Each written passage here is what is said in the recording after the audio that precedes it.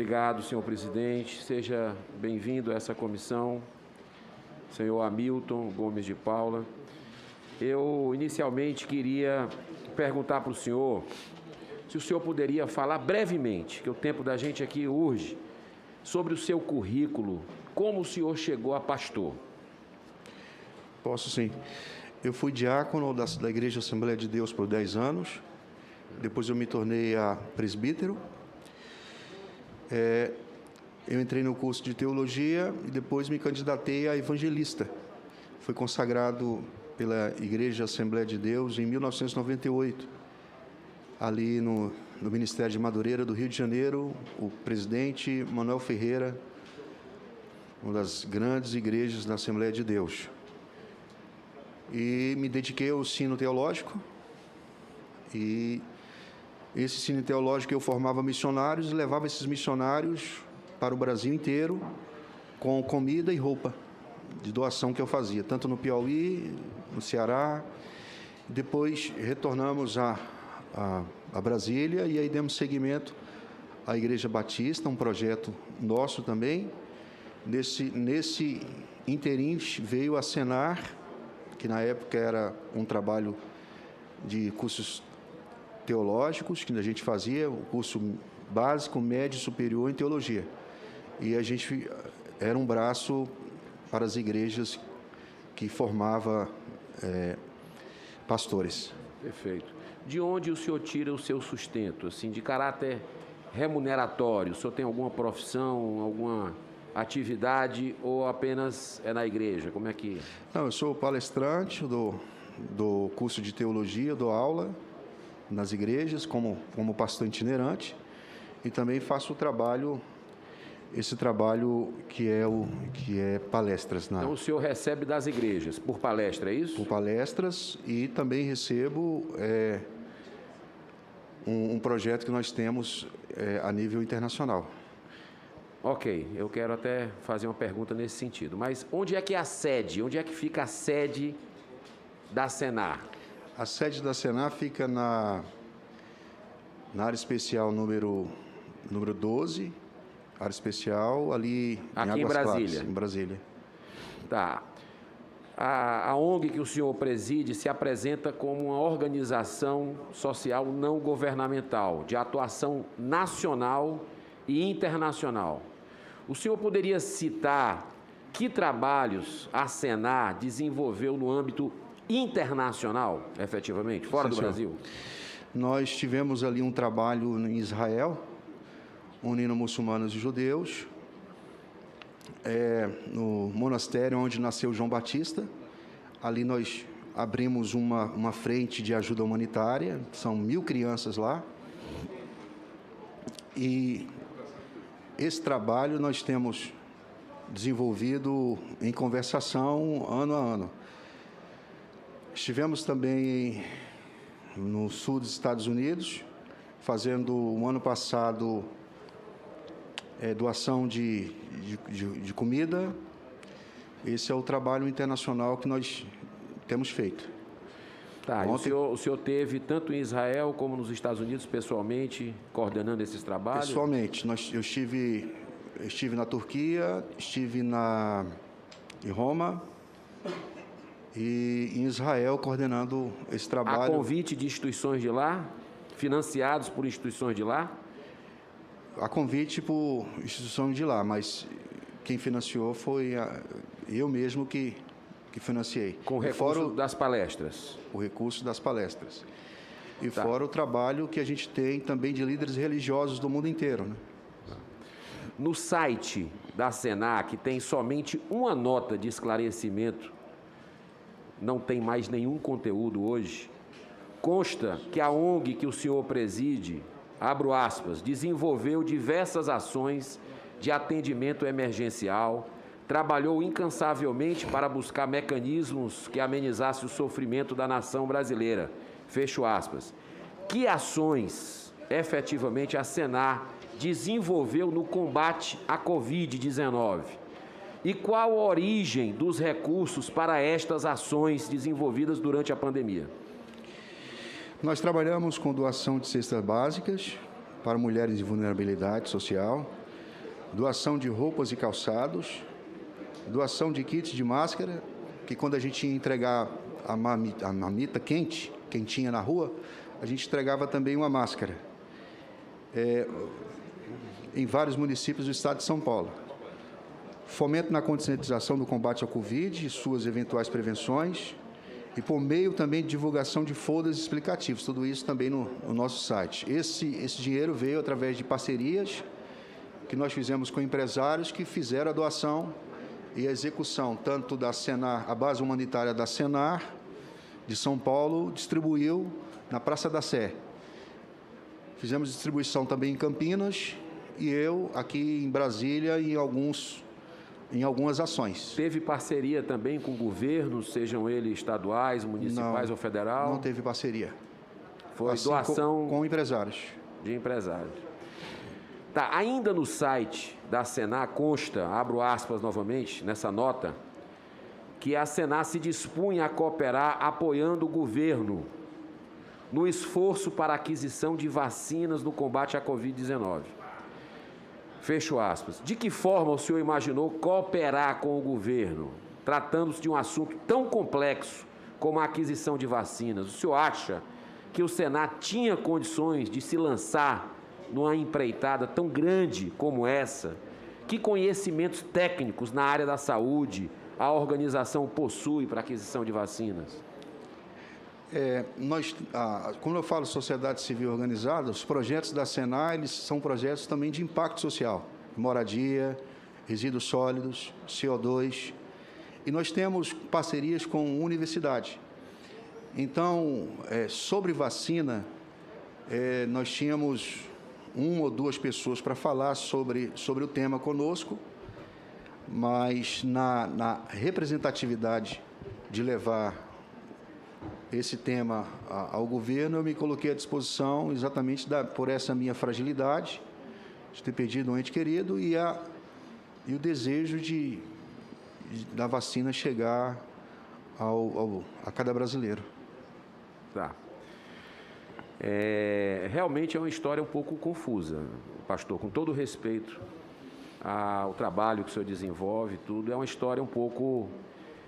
a maneira como o senhor chega nessa negociação que não foi concretizada, mas que o senhor, de alguma forma, fez parte, é algo realmente que deixa muitas dúvidas, né, com relação a tudo isso que aconteceu. O senhor se arrepende?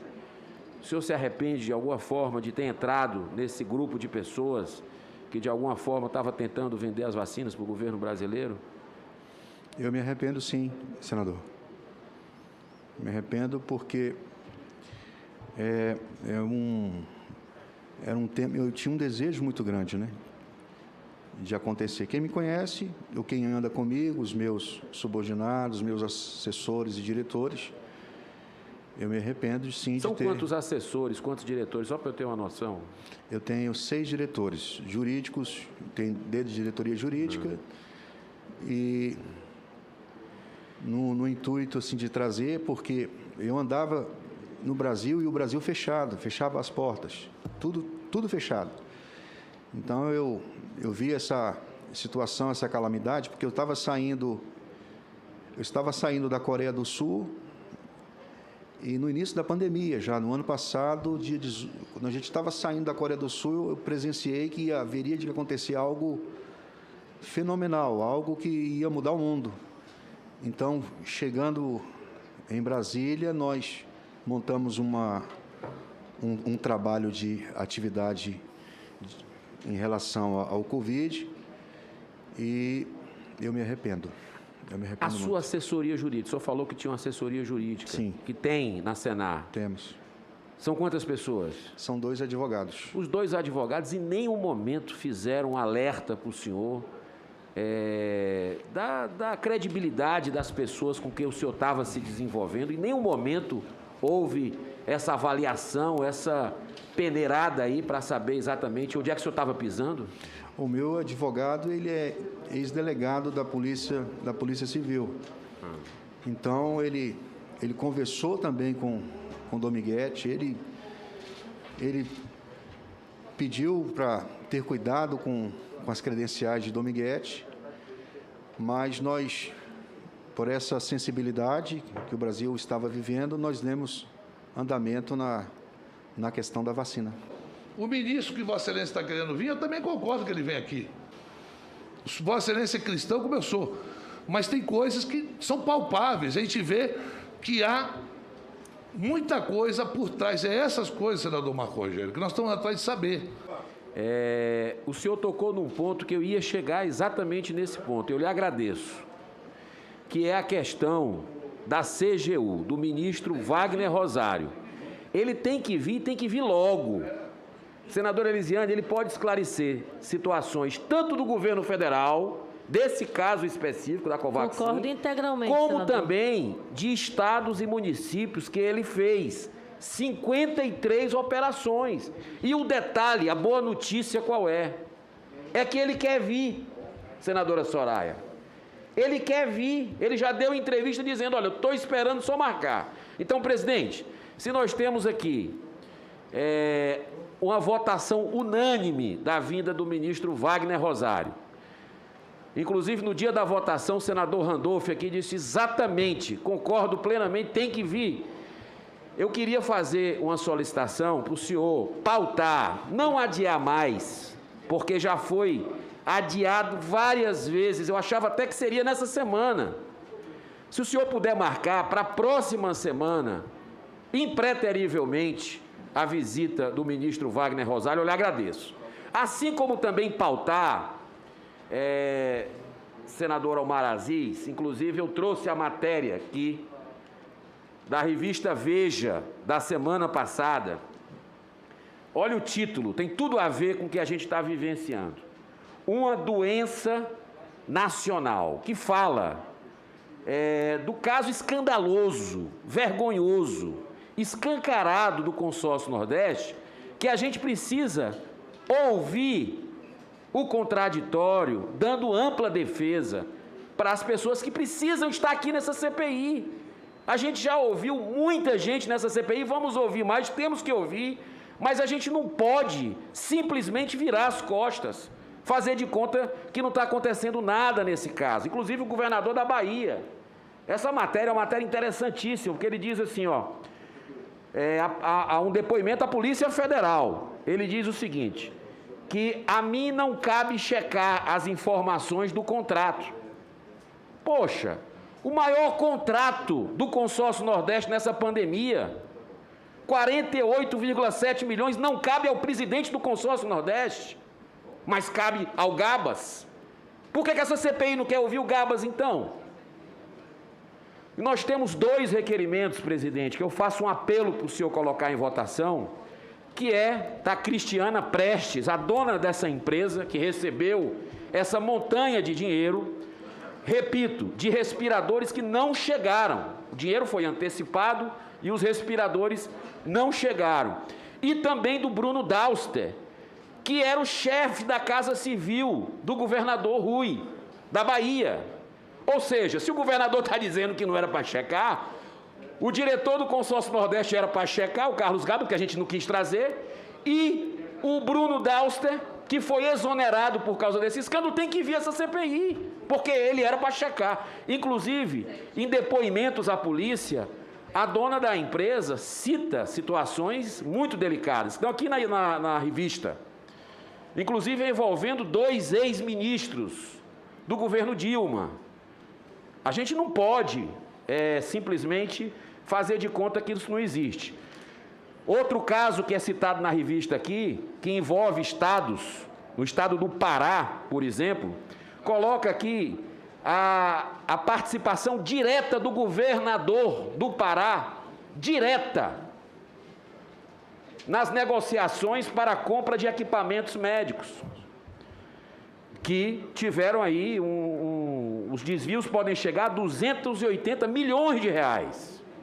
Os procuradores investigam, entre outros negócios, ilegalidades na aquisição de respiradores e bombas de infusão de hospitais paraenses. Então, senhor presidente, nós estamos providenciando outros requerimentos nesse sentido também, para que a gente possa equilibrar um pouco e buscar toda a verdade, e não apenas uma parte da verdade. Não podemos esquecer que essa CPI só está existindo porque 2 requerimentos foram aprovados na instalação pelo presidente da Casa, o senador Rodrigo 15 Pacheco. segundos. Um deles é para investigar eventuais omissões e ações do governo federal, e outro, que é de minha autoria, assinado por 45, vou repetir, 45 senadores da República, a maioria da Casa, para que se investigue o governo federal também, mas os bilhões de verbas federais enviadas para estados e municípios. Eu agradeço se a gente puder